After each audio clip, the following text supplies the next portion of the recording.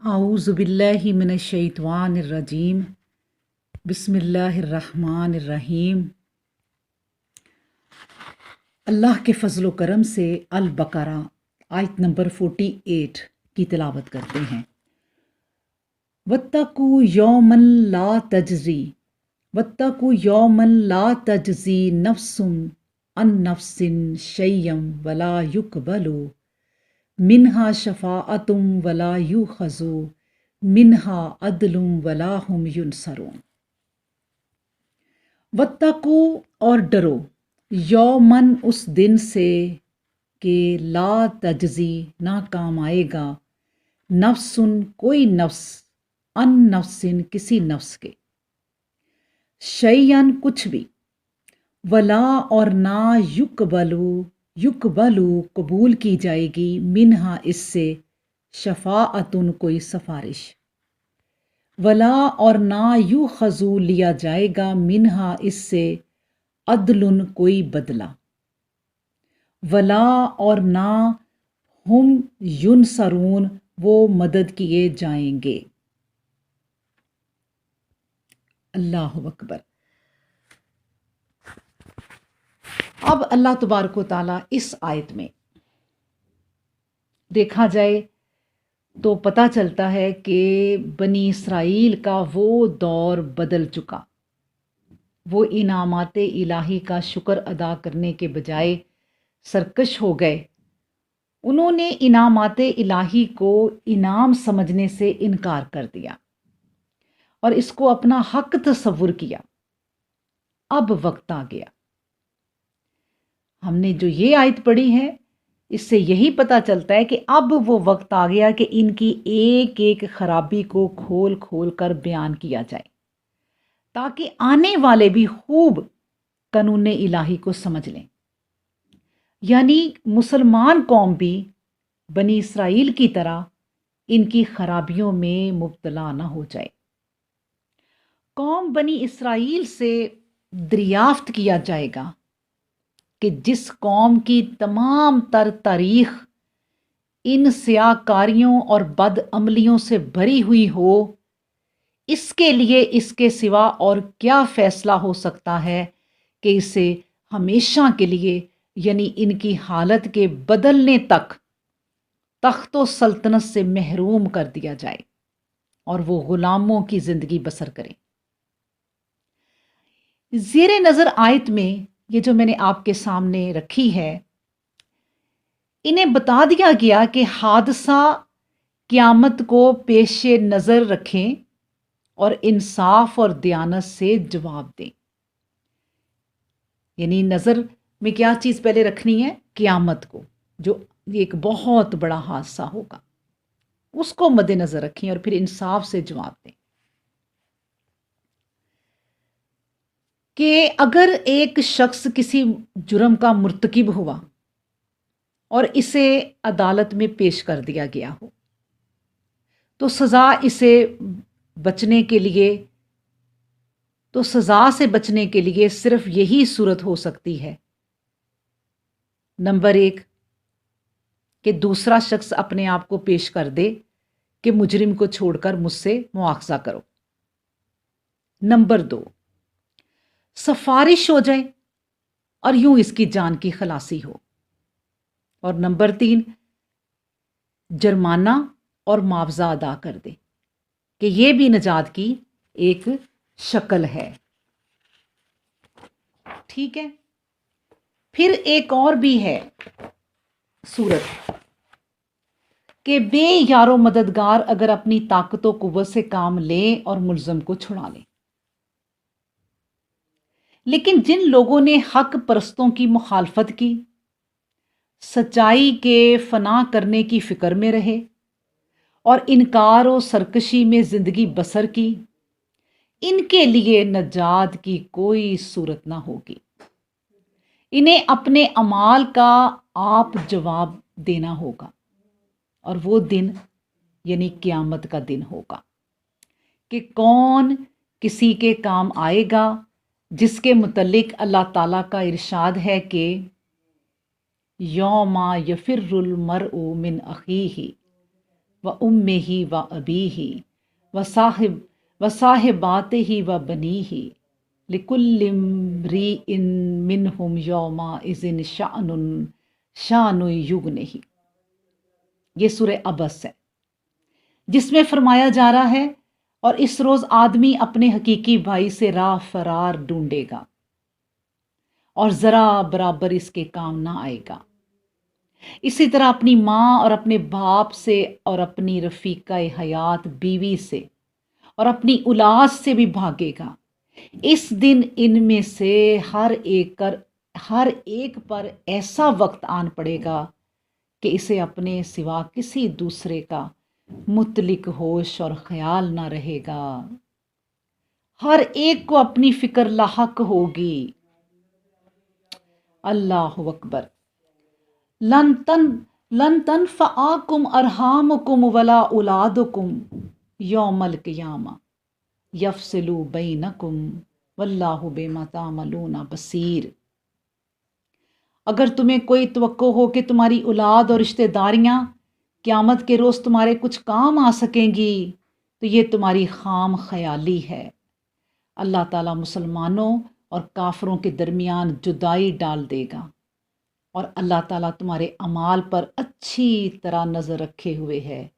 پس جب حقیقت یہ ہے تو کسی کی خاطر جھوٹ کیوں بولا جائے؟ اللہ اکبر۔ اب دیکھیں کہ اس آیت میں اللہ سبحانہ و تعالیٰ نے پہلے تو وَاتَّقُوا یومًا لا تجزی، اس دن سے ڈرا دیا، وہ دن جب پکڑ کا دن ہوگا۔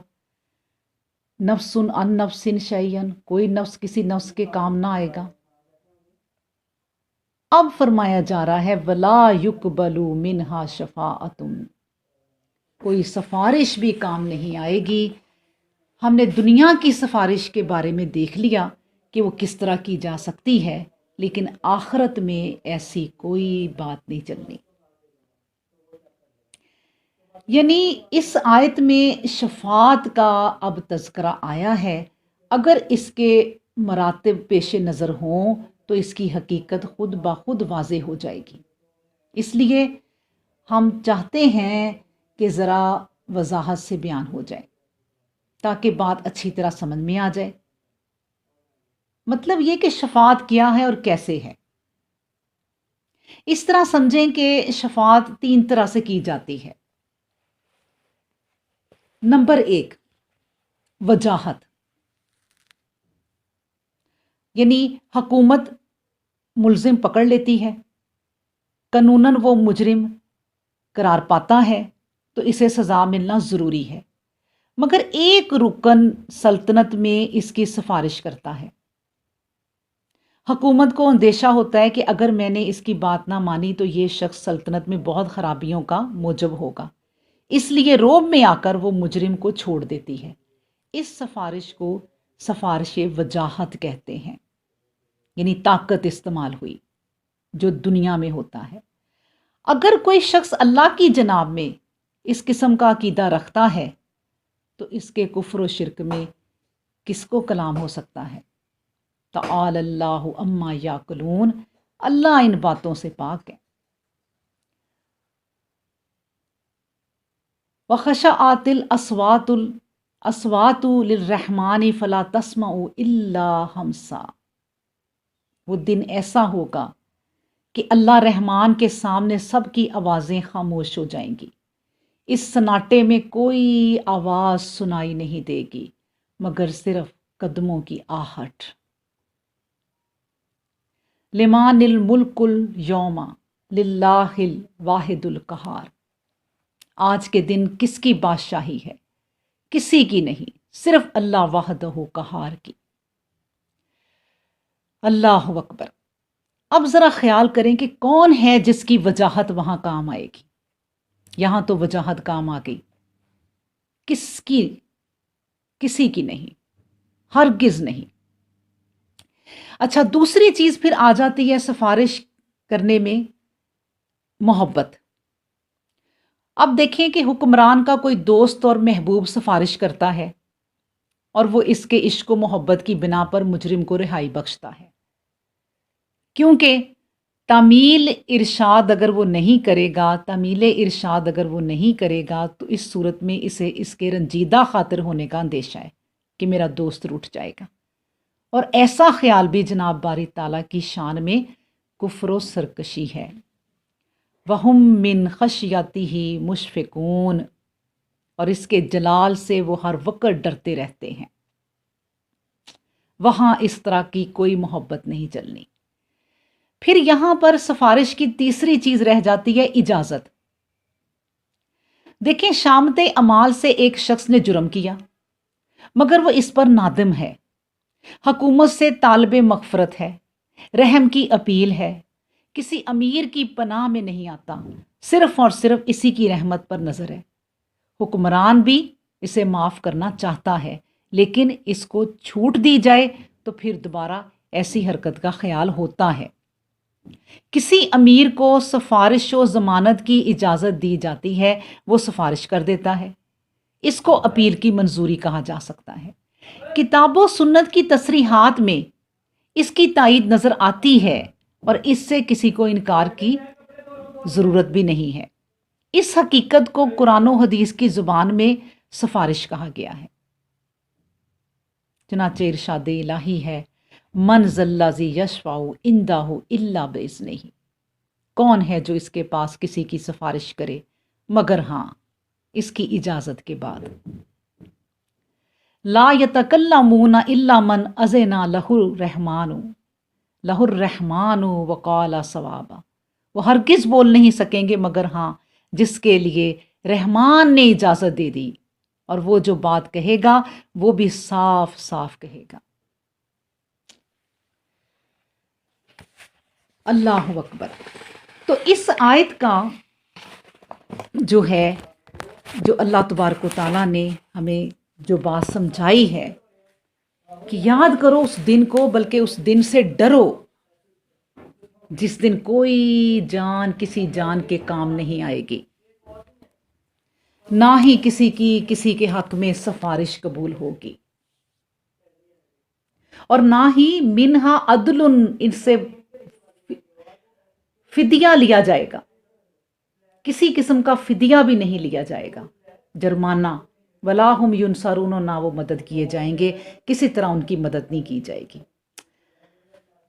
مطلب یہ ہے کہ کافروں کے پاس اگر تمام زمین کی چیزیں اور اس کے مثال جیسی اور بھی ہوں، اور قیامت کے دن وہ اسے فدیہ دے کر عذابوں سے بچنا چاہیں تو بھی کچھ قبول نہ ہوگا، اور دردناک عذابوں میں مبتلا رہیں گے۔ اللہ اکبر۔ ایک اور جگہ اللہ قرآن میں کہتا ہے گو وہ زبردست فدیہ دیں پھر بھی قبول نہیں۔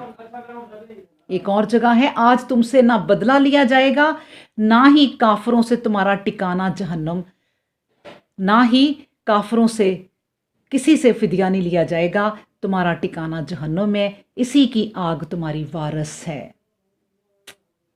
مطلب یہ ہے کہ ایمان کے بغیر سفارش اور شفاعت کا آسرا بیکار ہے۔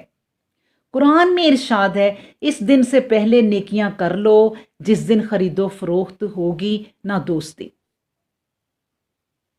اور پھر شفاعت کا مزید فرمایا کہ لا بیع فیہ ولا خلال، اس دن نہ بیع ہوگی یعنی تجارت، نہ دوستی۔ اللہ اکبر۔ ایک روایت میں ہے کہ حضور صلی اللہ علیہ وآلہ وسلم سے پوچھا گیا کہ یا رسول اللہ عدل کے کیا معنی ہیں، یعنی ہم نے جو اس میں پڑھا ولا یؤخذ منہا عدل ولا هم ینصرون، تو نبی کریم صلی اللہ علیہ وآلہ وسلم نے فرمایا عدل کے کیا معنی پوچھے، آپ نے فرمایا فدیہ، یعنی ان کی مدد بھی نہ کی جائے گی، یعنی کوئی حمایتی نہیں ہوگا، قرابتیں کٹ جائیں گی، جاہو چشم جاتا رہے گا، کسی کے دل میں ان کے لیے رحم نہ رہے گا، نہ خود ان میں کوئی قدرت اور قوت رہے گی۔ اور ایک اور جگہ ہے کہ وَهُوَ يُجِيرُ وَلَا يُجَارُ عَلَيْهِ، وہ پناہ دیتا ہے اور اس کی پکڑ سے نجات دینے والا کوئی نہیں۔ اللہ اکبر۔ ایک اور جگہ اللہ سبحانہ و تعالیٰ فرماتے ہیں کہ تم آج کیوں ایک دوسرے کی مدد نہیں کرتے، بلکہ وہ سب کے سب آج گردنیں جھکائے تابع فرمان پڑے کھڑے ہیں۔ فلولا نصرہم الذین اتخذوا من دون اللہ قربانا آلہا، اللہ کی نزدیکی کے لیے وہ اللہ کے سوا جن کی پوجا پاٹ کرتے تھے، آج وہ معبود اپنے ان عابدوں کی مدد کیوں نہیں کرتے، بلکہ وہ تو غائب ہو گئے۔ اللہ اکبر۔